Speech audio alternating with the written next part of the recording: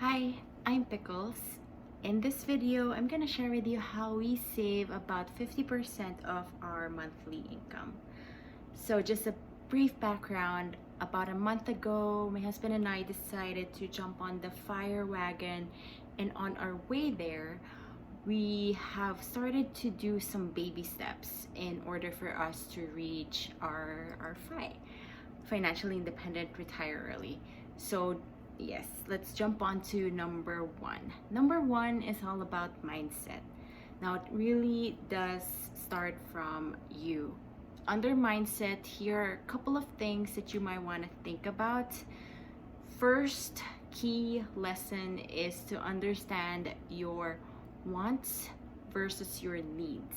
This is a key lesson that I had a very long time learning, because I'm always tempted to purchase things and justify them as my needs, whereas they really are just wants. So for example, I go online, or pre-COVID, I wander around a mall and see something on sale, or on clearance rather. Let's say it says 90% off, but the thing is, at the end of the day, when I get home, I didn't really save 90%. I spent the 10% of it. Even if it's just a $10 purchase, I still ended up purchasing something that I really do not need.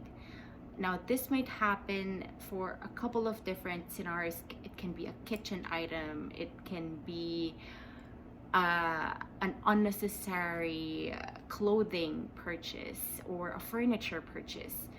So yeah, you really have to be honest with yourself if it's really something you need or it's something you want. Now for me, a need is really the basics, the essentials, like food, essential clothing, shelter, and yeah, that's pretty much it. Means of transportation is really up to you. It depends on where you live, and for now, since we've been working from home, so it's not as crucial or critical. But for some of you, I'm sure it's a necessity, and by all means. So we all have our own sets of essential needs. So yeah, be honest when you create that list. Second part of mindset is all about the reason why you're doing this. So you would have to answer the big why. Why would you want to save money? So for us, it's really to liberate our time and really retire early and be financially independent. So it's having more time with family and friends for us. If when you have this very compelling reason behind why you're saving, you wouldn't see this as a big of a sacrifice as it is right now, but really you're saving for something in the future that's bigger than what you have right now. Part of mindset is all about delayed gratification. I feel like this is becoming less and less of a priority, with everything being given to us with, like, for example, same day delivery, instant download here. With all of these instant last mile deliveries, it's now harder, I want to say, to practice delayed gratification. So that's the thing here.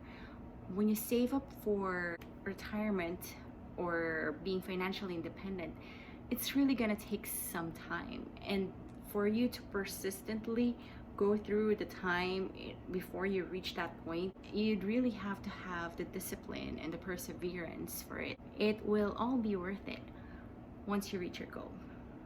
Second tip is all about annualizing our budget. Now this gave us a bigger picture, a perspective on where our money is going. Create a budget and you have your income, and then fixed expenses, variable expenses, and then your savings. Yeah, it would really give you a sense of how much it is in a year where you spend Yeah, so analyzing your budget in an annualized format would help you make better decisions when it comes to where you'd want to cut your expenses from. The third tip is pretty fun actually. You'd have to be a bit adventurous. When you're looking at your budget, there might be some areas wherein you'd want to be a bit more creative. It can go either way. For example, I'll give what we're going to be practicing soon. I decided for this year that we wouldn't be purchasing as much paper towels or using as much paper towels as we used to. So I've gathered up the rags that we haven't been really using here at our place, and we're sort of, it's a behavioral change, right? It's very tempting to just tear off that piece of paper towel and quickly wipe out the kitchen counter and throw that one out, whereas we should really be going for our rags. So between my husband and I, we're slowly transitioning into just using our rags. Another way to look at this is to not replenish something when it has either got damaged or you've run out of, or let's say you just don't use it anymore. An example for this is that a few weeks back we have this pan, you know, those non-stick pans that it's built for grilling, let's say, but it's for a stovetop use anyway.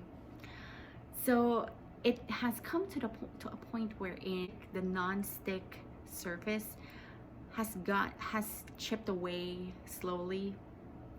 And so anyway, long story short, I decided to let go of that said item and try not to repurchase a new one, only because we have other pans that we can use.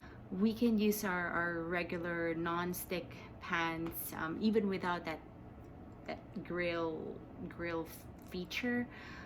It does the same thing. It cooks our food just as fine, and yeah, we're happy with it.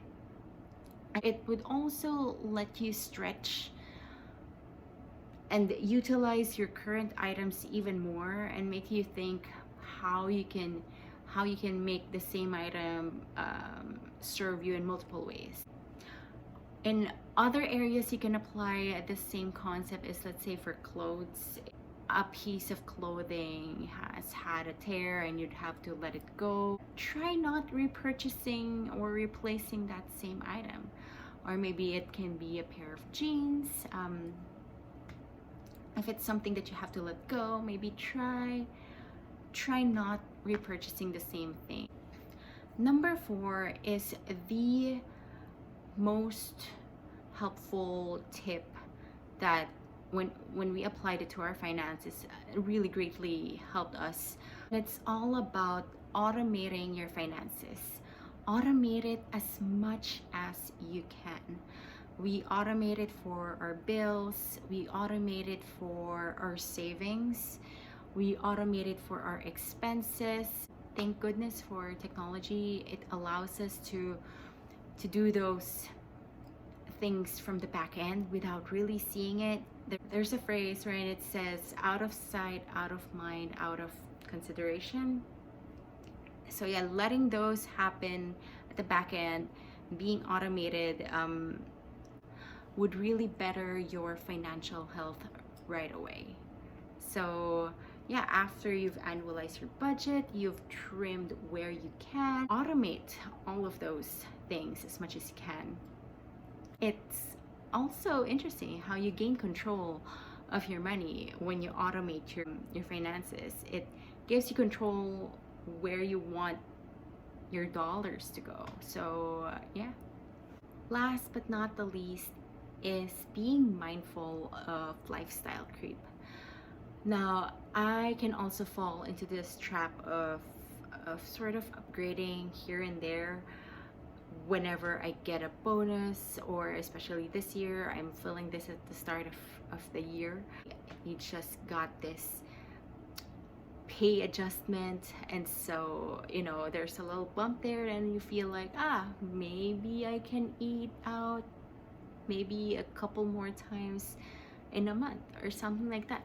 So yeah, be mindful of the lifestyle creep that you can succumb to.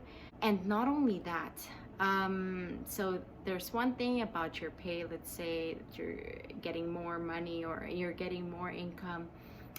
There's another thing about keeping up with the Joneses that can greatly affect your spending too.